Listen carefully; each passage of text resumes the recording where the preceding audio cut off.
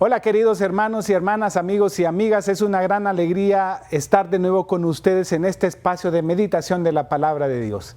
Hemos venido hablando, hermanos, acerca de las virtudes, hemos hablado de la fortaleza, hemos hablado, hermanos, de la prudencia. El día de hoy vamos a hablar acerca de otra de las virtudes, la templanza, que es la virtud que nos ayuda, hermanos, a frenar el exceso en el placer.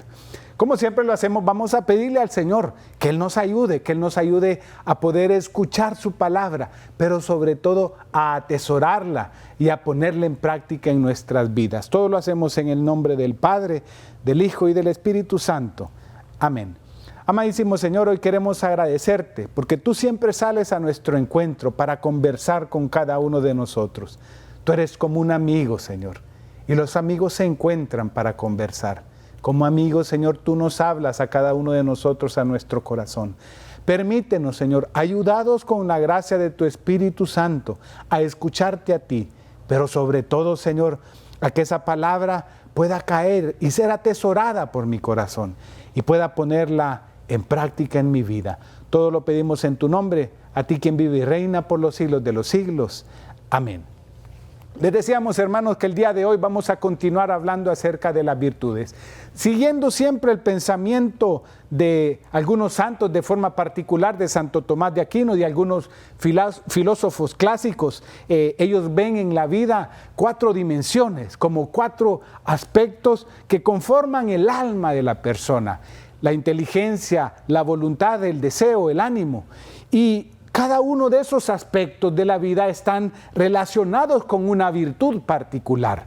La prudencia que perfecciona, hermanos, la inteligencia, la fortaleza que le da fuerza al ánimo, la justicia que perfecciona la voluntad y la templanza, que es aquella virtud de la cual hoy día hablaremos, que es aquella virtud que modera el deseo. Hablemos en primer lugar, hermanos, de el placer en la vida. El placer que es como un caballo chúcaro.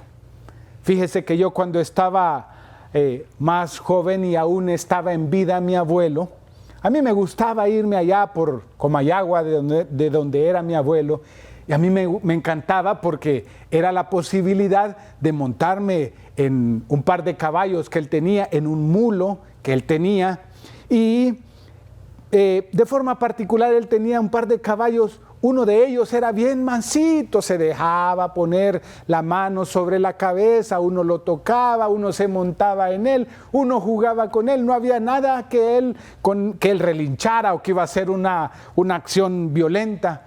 Pero había otro caballo que era chúcaro. Ese caballo no se le podría acercar porque ese caballo estaba siempre así como relinchando, de pronto se ponía así todo chúcaro. Si uno se montaba encima de él, él empezaba como a corcovear, como dicen en tierra adentro, es decir, empezaba a quererse quitar a la persona de encima hasta que de pronto ya se calmaba. Pues hermanos, el deseo en la vida de la persona, o en alguna medida nosotros lo podemos comparar a ese caballo chúcaro, ese caballo que a veces es difícil de aplacar, que a veces es de difícil monta. Y por eso el libro del Eclesiástico, en el capítulo 18, versículo 30, nos habla de ese aspecto particular. No vayas detrás de tus pasiones, tus deseos refrena. Palabra de Dios, te alabamos, Señor. Mire lo que dice la recomendación del Eclesiástico. Tus deseos refrena, como que el escritor sagrado está enterado de que el apetito que mueve el deseo es un apetito fuerte, que ese aspecto del deseo es un aspecto fuerte que a veces mueve a la persona y a veces desequilibra a la persona. Cuando hablo del deseo, hermanos, no piensen solamente en el deseo sexual, porque a veces hay personas que inmediatamente cuando dicen el deseo desenfrenado, le dan esa connotación. El deseo tiene muchas connotaciones en la vida de la persona. Si aquella persona que no puede controlar el deseo de comer y ese deseo se vuelve una glotonería, Ese es algo que trae desequilibrio a la persona. Si ese deseo de beber se vuelve algo descontrolado, esa persona se vuelve un zancudo de manicomio. ¿Por qué digo zancudo de manicomio? Porque bebe como loco. Si esa persona tiene un deseo descontrolado, incontrolable por tener, esa persona se vuelve una persona ávida, que cae en la corrupción, que lo lleva a robar. Es decir, eso lo trae desequilibrio en la vida. Si es esa persona que tiene el deseo de sobresalir y ese deseo es un deseo descontrolado, esa persona termina en la arrogancia, es una persona que aplasta a los demás porque es incapaz de ponerle freno a ese aspecto de la vida. Si esa persona tiene un deseo sexual descontrolado, esa persona lo vuelve un semental, un animal sin control. Y esos aspectos del deseo, hermanos, si nosotros no le ponemos freno, son aspectos que terminan destruyendo a la persona. Fíjese que yo hace un tiempo, hace algunos días, miraba un programa que a mi esposa en particular, a quien yo le mando un beso y un abrazo con mucho cariño y con mucho amor. Esa persona, esa programa de televisión es un programa que se llama Kilos Mortales y trata de esas personas que son incapaces de detenerse en el comer. Son personas que llegan a pesar 500, 600, 700, 800 libras y que están confinadas casi a morir en una cama porque los tienen que levantar casi que con una grúa para poderlos levantar. Y esas personas tienen esa incapacidad de detener ese deseo y ese apetito que los lleva a comer descontroladamente. Tú le podrías poner también ese mismo nombre o ese mismo calificativo o a otros aspectos cuando son deseos descontrolados. Tú le puedes poner humo mortal para aquella persona que está, ¿verdad? Y que parece chimenea, un cigarro tras otro. Tú le puedes decir bebida mortal para aquella persona que está trago tras trago, trago tras trago. Tú le puedes decir sexo mortal. Tú le puedes decir ahorro mortal para aquellas personas que son compulsivamente acumuladores. Tú le puedes decir venganza mortal para aquellas personas que no pueden parar su deseo de vengarse contra aquellas personas que le han hecho algún daño. Tú les puedes decir orden mortal para aquellas personas que son compulsivas en cuanto al orden, que destruyen y que matan a sus hijos. ¿Quién me tocó a esta cosita que yo tenía aquí y ahora la encontré así?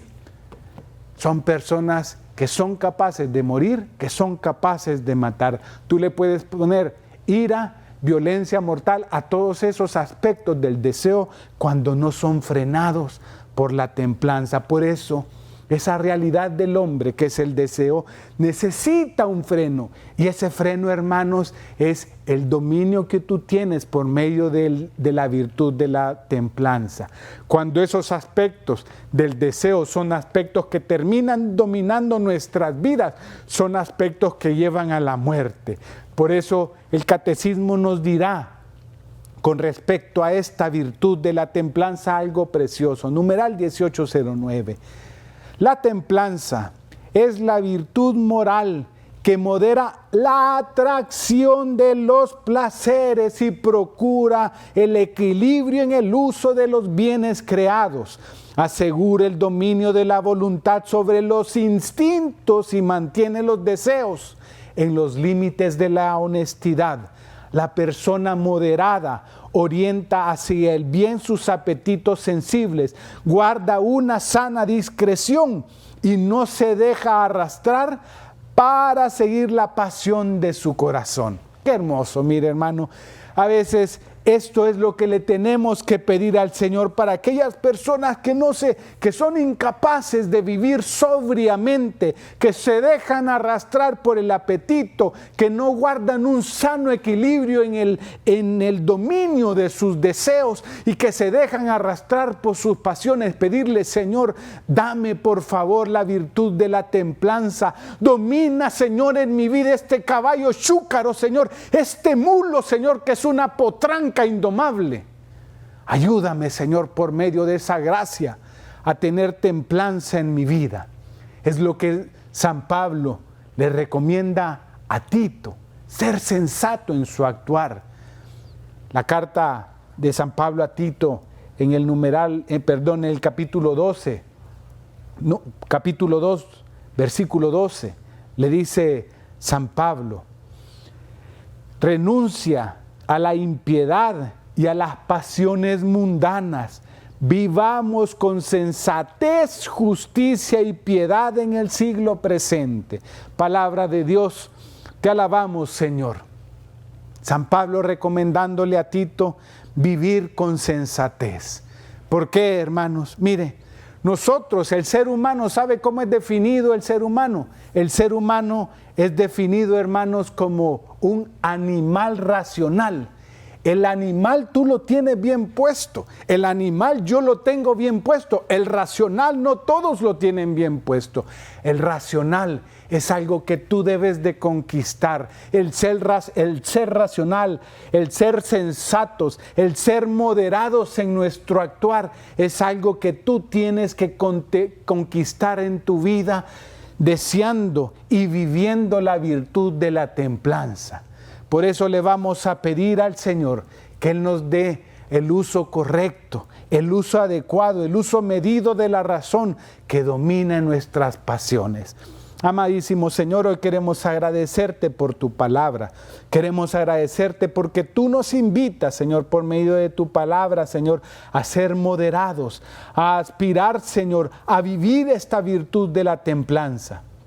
Te pedimos, Señor, que tú las puedas suscitar en nuestras vidas, Señor. Que por medio de tu Espíritu, Señor, esta virtud de la templanza sea una virtud que con valentía, que con coraje yo la pueda vivir en mi vida. Dominando así, Señor, esas pasiones que en algunos momentos me arrastran, Señor, como un animal irracional. Quiero vivir, Señor, como un animal racional, sometiendo, Señor, mis pasiones a tu voluntad, al uso de la razón que tú mismo me has dado. Todo lo pedimos en tu nombre, Señor Jesús, a ti, quien vive y reina por los siglos de los siglos. Amén. Les agradecemos, hermanos, por habernos permitido compartir con ustedes esta hermosa palabra de Dios y deseamos que el Señor los guarde y les bendiga. Hasta pronto.